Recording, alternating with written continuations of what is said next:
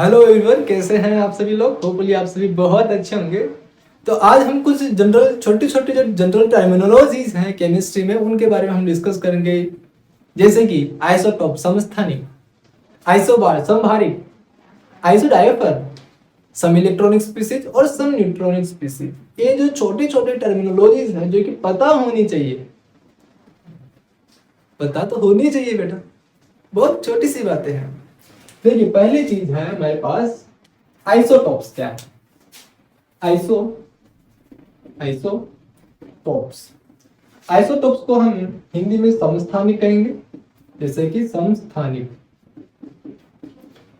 पहले समझना, यहां मैं लिखूंगा परमाणु क्रमांक, इधर है परमाणु क्रमांक और इधर है परमाणु भार। एटॉमिक नंबर और एटॉमिक मास। कोई दो परमाणु है, कोई भी दो परमाणु है, ये मान लीजिए ए है, ये ए बी है। इसका परमाणु क्रमांक भी है एक और इसका परमाणु क्रमांक भी मान लीजिए एक है, परंतु इनका द्रव्यमान अलग अलग हो। या तो इसका 2 हो, या इसका 3 हो, या इसका 4 हो, इसका 5 हो, कुछ भी, पर दोनों का जो द्रव्यमान है वो अलग अलग होना चाहिए। किसी परमाणु का परमाणु क्रमांक तो सेम हो, परंतु परमाणु द्रव्यमान अगर अलग अलग है तो ऐसे परमाणु को, ऐसे एलिमेंट्स को हम आइसोटॉप्स कहेंगे। बात समझ में? बोलो ना यार। जैसे कि यहां पे हाइड्रोजन की बात करते हैं। हाइड्रोजन है, हाइड्रोजन में कितने आइसोटॉप्स होते हैं? 3 आइसोटॉप्स, 3 होते हैं। ये हाइड्रोजन, हाइड्रोजन और हाइड्रोजन, ठीक है। तीनों का परमाणु क्रमांक 1 है, परंतु इनका जो परमाणु भार है वो अलग अलग होगा। इसका 1 है, इसका 2 है, इसका 3 है। तो यहां पे परमाणु क्रमांक तो एक ही है, यानी कि परमाणु तो समान है, परंतु परमाणु भार अलग अलग है। उनका जो द्रव्यमान है वो अलग अलग है। तो ऐसी स्पीसीज को हम आइसोटॉप्स कहेंगे। ये तीनों ही एक दूसरे का आइसोटॉप्स है, समस्थानिक है। इसको हम क्या कहेंगे? प्रोटियम, ड्यूटेरियम और ट्राइटियम। प्रोटियम, ड्यूटेरियम और ट्राइटियम। देखना, इन तीनों के नाम आपको याद होने चाहिए। हर जगह पे कहीं ना कहीं आपके यूज हो जाते हैं, और बच्चों को मेनली ये दोनों तो याद हो जाते हैं, पर इसका नाम याद नहीं होता है। ट्राइटेनियम बोल देते हैं, ट्राई कुछ भी बोल देते हैं। ट्राइटियम, इसका नाम याद होना चाहिए। ये तीनों ही एक दूसरे के समस्थानिक है। तो समस्थानिकों में हमने क्या देखा कि जो इनका परमाणु क्रमांक है वो तो समान होगा, परंतु परमाणु भार अलग अलग होगा, डिफरेंट होगा, एक नहीं होगा। जैसे कि आपको यहाँ पे दिख रहा है, परमाणु क्रमांक तो सेम है पर परमाणु भार अलग अलग है। परमाणु भार की रिप्रेजेंटेशन और परमाणु क्रमांक की रिप्रेजेंटेशन हम कहाँ पे करते हैं? परमाणु को शो करते समय पता होनी चाहिए। परमाणु क्रमांक को नीचे रिप्रेजेंट करते हैं और परमाणु भार को ऊपर की तरफ रिप्रेजेंट करते हैं, ठीक है। तो फटाफट से नोट कीजिए। इसके कुछ और एग्जांपल, जैसे कि आप यहाँ पे देख सकते हो, बोरोन है, दोनों का कितना है? 5 है। ये इसका 10 और 11 होता है। परमाणु क्रमांक तो समान है पर परमाणु भार अलग अलग है। दोनों ही आइसोटॉप्स हो गए। ऐसे ही आप क्लोरीन का भी एग्जांपल ले सकते हो। दोनों का परमाणु क्रमांक तो 17 है, क्लोरीन का परमाणु क्रमांक तो 17 ही होगा, पर एक का 35 है और एक का 37 है परमाणु भार, तो अलग अलग है। ऐसे ही आप कार्बन का भी देख लो, C6 का, एक का 12 है, एक का 14 है ना। इस प्रकार से समझ में आई? रब कर दे। चलिए जी, अब बात करते हैं अपन आइसोबार्स के बारे में, यानी कि समभारिक स्पीसीज क्या होती है उसके बारे में। सेकंड पॉइंट है अपना आइसोबार। क्या है बच्चों? आइसोबार। सेकंड है अपना आइसोबार्स, यानी कि समभारिक।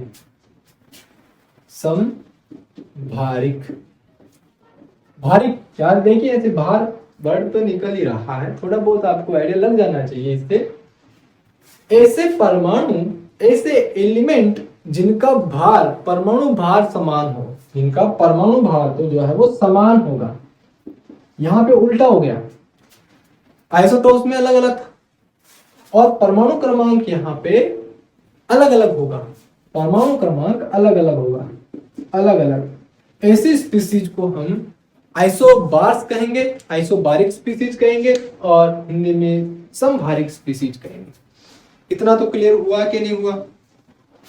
ऐसे इसका एग्जांपल आप देखेंगे जैसे कि ऑर्गन, क्रिप्टॉन, जो पोटेशियम है और कैल्शियम है, ठीक है, ऑर्गन, पोटेशियम और ये है आपका कैल्शियम।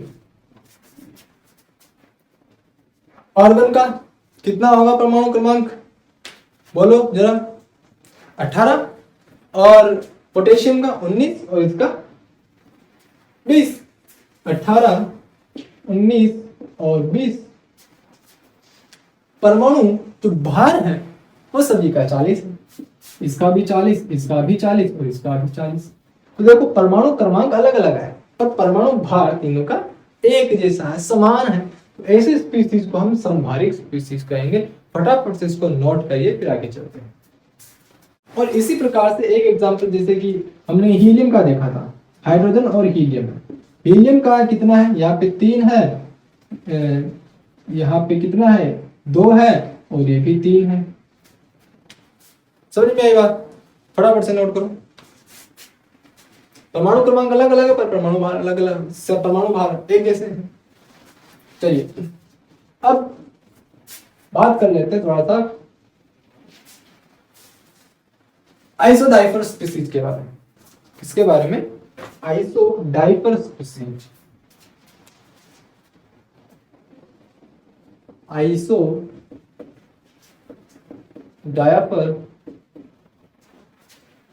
स्पीसीज के बारे में। तो कुछ ऐसे परमाणु भी होते हैं जिनमें न्यूट्रॉन माइनस प्रोटॉन करने पे जो संख्या मिलेगी वो एक जैसी होगी, वो अलग अलग नहीं होगी, वो एक जैसी संख्या होगी। क्या करना है? न्यूट्रॉन में से प्रोटॉन की संख्या को माइनस कर दो, न्यूट्रॉन में से प्रोटॉन की संख्या को माइनस कर दो। जैसे कि B5 11 और कार्बन 6 12 है ना? तो यहां पर जरा कैलकुलेशन करके देखो आप, यहां पे कार्बन 13 ले लेते हैं। कितना? 13 ले लेते हैं, ठीक है। अब अगर आप इसको देखेंगे तो आपको पहले यहाँ पे देखिए नंबर ऑफ प्रोटॉन्स कितना, मैंने आपसे क्या कहा, न्यूट्रॉन माइनस प्रोटॉन आपको करना है। तो यहाँ पे प्रोटॉन्स की संख्या तो आपको पता चल रही होगी, जितना उसका परमाणु क्रमांक है वही उसकी प्रोटॉनों की संख्या है। यानी कि अगर आप बोरोन और इधर कार्बन लेते हैं तो नंबर ऑफ प्रोटॉन्स बोरोन में 5 है और कार्बन में नंबर ऑफ प्रोटॉन्स 6 हो जाएंगे।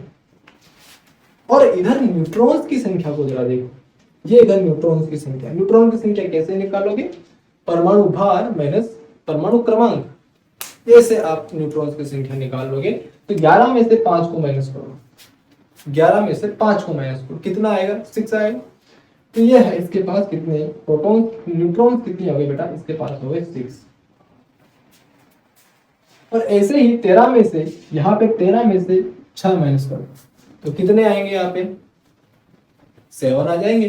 यानी कि यहाँ पे इसके पास न्यूट्रॉन की संख्या, कार्बन के पास 7 है और बोरॉन के पास 6 है। अब अपने को क्या करना है? न्यूट्रॉन माइनस प्रोटॉन करना है। तो कर दो, यहाँ से देखिए न्यूट्रॉन माइनस प्रोटॉन करके देख लीजिए। तो इधर जो संख्या आपको मिलेगी इस प्रकार से आप कर लो ताकि आपको थोड़ा बेहतर समझ में आए। हो रहा है, ठीक है। तो यहाँ पे देखिए 5 माइनस 6 कितना हुआ? 1। इधर भी देखो 7 माइनस 6 माइनस 5 कितना हुआ? इसको मोड़ ले लो, कोई दिक्कत नहीं है, क्योंकि अपन न्यूट्रॉन माइनस प्रोटॉन कर रहे हैं ना। तो 6 में से 5 जाएंगे, 7 में से 5 6 जाएंगे। अपन ने पहले प्रोटॉन लिखा था, हम मोड़ कर लो, ठीक है। तो यहाँ पे भी 1 आएगा और ये 7 में से 6 माइनस जाएंगे तो कितना जाएगा? यहाँ पे भी 1 आ जाएगा। मोड़ लगाने से माइनस की संख्या भी प्लस रहेगी और प्लस की संख्या भी प्लस रहेगी, संख्या सेम ही रहेगी, ठीक है। इस प्रकार से तो देखिए यहाँ पे न्यूट्रॉन माइनस प्रोटॉन करने पे संख्याएं समान आ रही है। तो ऐसी स्पीसीज को हम आइसोडाइफर स्पीसीज कहते हैं। फटाफट से एग्जांपल को नोट करिए, फिर चलते हैं आगे।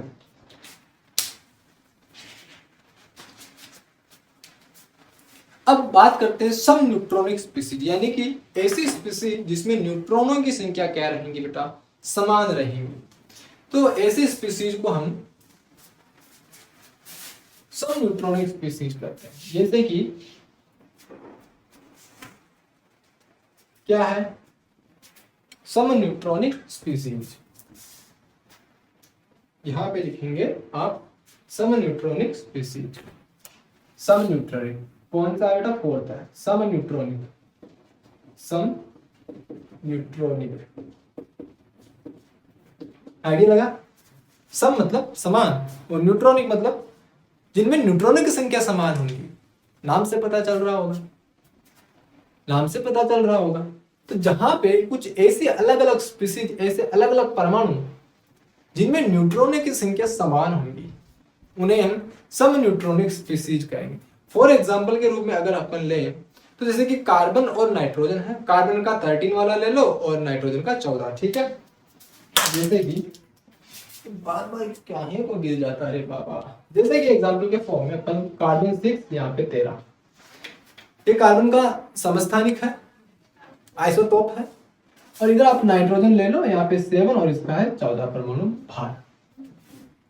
इनमें अगर आप न्यूट्रॉन्स की संख्या निकालेंगे, न्यूट्रॉनों की संख्या, क्योंकि सम न्यूट्रॉनिक देख रहे हैं, न्यूट्रॉनों की संख्या निकालो। अगर न्यूट्रॉनों की संख्या दोनों में समान रही तो दोनों भी स्पीसीज सम न्यूट्रॉनिक स्पीसीज हो जाएंगी, है ना। तो क्या करेंगे आप, यहाँ पे 13 - 6 कर दो, कितना आएगा 13 - 6, यानी कि 13 - 6 इक्वल टू कितना आया, यहाँ पे 7। नंबर ऑफ प्रोटॉन्स कितने आ गए, 7। और इधर 14 - 7 कर दो, कितना आ जाएगा नंबर ऑफ प्रोटॉन्स, 7। न्यूट्रॉन्स 7, यहाँ पे नंबर ऑफ न्यूट्रॉन्स 7 है और यहाँ पे भी नंबर ऑफ न्यूट्रॉन्स 7 है। इसका मतलब दोनों ही स्पीसीज में नंबर ऑफ न्यूट्रॉन्स, जो नंबर ऑफ न्यूट्रॉन्स है वो क्या है बेटा, एक जैसे है, समान है। जब नंबर ऑफ न्यूट्रॉन्स समान है तो वो स्पीसीज सम न्यूट्रॉनिक स्पीसीज हो जाएंगी, सम न्यूट्रॉनिक स्पीसीज हो जाएंगे। फटाफट से नोट करो इसको। इसके बाद चलते हैं अपन सम इलेक्ट्रॉनिक स्पीसीज क्या होती है, जरा देखना। ये भी बहुत तगड़ी वाली बातें हैं, बढ़िया बातें हैं। सम इलेक्ट्रॉनिक स्पीसीज, और इसके बाद फिर अपन लेक्चर को खत्म करेंगे। होपफुली आपको ये चीजें तो समझ में आ रही होंगी, बोलो आ रही है, ठीक है। मान के चलते हैं आपको आ रही है, और मान के नहीं बेटा आएगी आप लोगों को, ठीक है। ये है सम इलेक्ट्रॉनिक, सम इलेक्ट्रॉनिक, सम इलेक्ट्रॉनिक एलिमेंट्स। डिफरेंट एलिमेंट्स होने चाहिए, पर उनमें नंबर ऑफ इलेक्ट्रॉन समान होने चाहिए, एक जैसा नहीं होना चाहिए, नंबर ऑफ इलेक्ट्रॉन समान होना चाहिए। जैसे मैं बात करूं आप लोगों से कि यहाँ पे है ना आर्गन, आर्गन, इधर मैंने ले लिया Cl- और इधर मैंने ले लिया पोटेशियम प्लस ले लिया, ठीक है। तो यहाँ पर देखिए ऑर्गन का परमाणु क्रमांक, देखिए ये एक न्यूट्रलाइज्ड स्पीसीज है, इस पे कोई चार्ज प्रेजेंट नहीं है, यानी कि number of protons is equal to number of electrons. मैंने आपसे कहा था, मैंने आपको पहले भी बताया है कि अगर किसी स्पीसीज में, किसी परमाणु में कोई आवेश नहीं है तो उस समय हम number of protons is equal to number of electrons मान सकते हैं, मानेंगे, मान सकते हैं नहीं मानेंगे। पर अगर उसमें आवेश उपस्थित है तो उस कंडीशन में कभी भी number of protons is equal to number of electrons नहीं होगा। समझ में आ गई। तो यहाँ पे देखिए ये क्या है, बड़ा ऑर्गन है और इसका परमाणु क्रमांक है 18, यानी कि इसमें प्रोटॉनों की संख्या 18 है। और अगर प्रोटॉनों की संख्या 18 है, ऑर्गन एक न्यूट्रलाइज्ड स्पीसीज, उदासीन स्पीसीज है, यानी कि इस पे इलेक्ट्रॉनों की संख्या भी 18 ही होंगी। यानी कि अगर यहाँ पे इलेक्ट्रॉन्स की संख्या देखें वो है 18। क्लोरीन देखिए, क्लोरीन का परमाणु क्रमांक 17 होता है, इसका तो होता है 17, पर क्योंकि हमने, अब देखिए जो क्लोरीन है उसका 17 होगा न्यूट्रलाइज्ड स्पीसीज का, यानी कि इसमें 17 इलेक्ट्रॉन्स होंगे, है ना। इलेक्ट्रॉन्स कितने होंगे 17, परंतु क्लोरीन माइनस है, यानी क्लोराइड आयन है, क्लोरीन नहीं है क्लोराइड आयन है, यानी कि इसको हमने 1 इलेक्ट्रॉन दिया है। जब अपन ने इसको 1 इलेक्ट्रॉन इसमें ऐड किया, यानी कि 1 इलेक्ट्रॉन जब हम क्लोरीन में ऐड करेंगे तो Cl- बनेगा। इसको अपन ने क्या किया, 1 इलेक्ट्रॉन को ऐड किया, यानी कि 18 इलेक्ट्रॉन किए हैं, और 1 इलेक्ट्रॉन के एडिशन से Cl- आया। तो इसके पास भी कितने इलेक्ट्रॉन्स है, 18 इलेक्ट्रॉन्स है। और यहाँ पे देखिए पोटेशियम, पोटेशियम का परमाणु क्रमांक 19 होता है, 19 होता है। है ना, K+, यानी कि पोटेशियम जो है उसका परमाणु क्रमांक होगा 19। अब हमने क्या किया, इसमें से एक इलेक्ट्रॉन को बाहर निकाल दिया, और एक इलेक्ट्रॉन को बाहर निकालते ही प्रोटॉन की संख्या ज्यादा हो जाएगी इलेक्ट्रॉनों से, इसके साथ उसके बाद उस पर पॉजिटिव चार्ज आएगा। ये तो समझते हो ना कि नेगेटिव चार्ज कब आएगा, पॉजिटिव चार्ज कब आएगा। अगर इतना सा नहीं समझते हो तो फिर तो बेटा मजा नहीं है पढ़ने में, पता होना चाहिए। मैंने आप लोगों को पहले भी बताई ये चीजें।